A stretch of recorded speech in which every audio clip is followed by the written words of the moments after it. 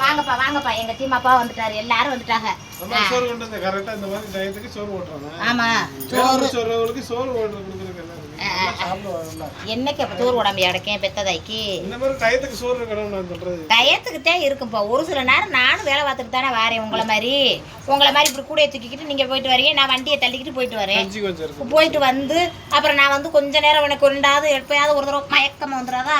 செத்து சாஞ்சு 5 வருமா இப்படி பேசுறாரு. வரும் எதுக்கு மயக்கம் வருதான் பாத்தியா?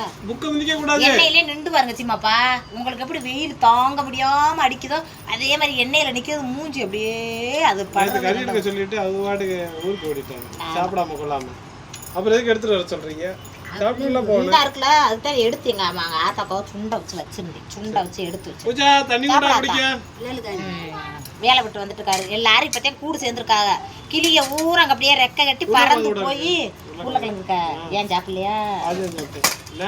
ரெக்க கட்டி பறந்து போய் அப்படியே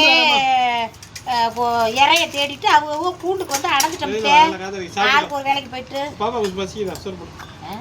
யாருக்கு மானசாவுக்கு சோறு போட்டு வச்சுட்டு அதுக்கு தோசை வேணுமா? இருக்கா இரு இந்தம்மா உருளைக்கிழங்கு இருக்கா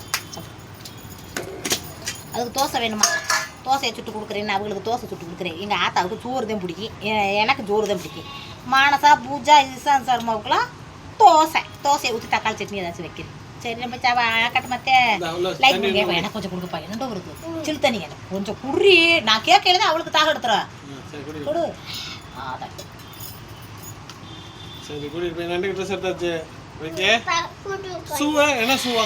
கருப்பு கட்சு வாயில ஊத்துற வாய் கொடுக்கணும். உள்ள வைத்த பிடிச்சுக்குள்ள வைத்த என்ன வேலை ஒத்த வேலை வாங்க பாக்குறான்லப்பா மானசப்பா.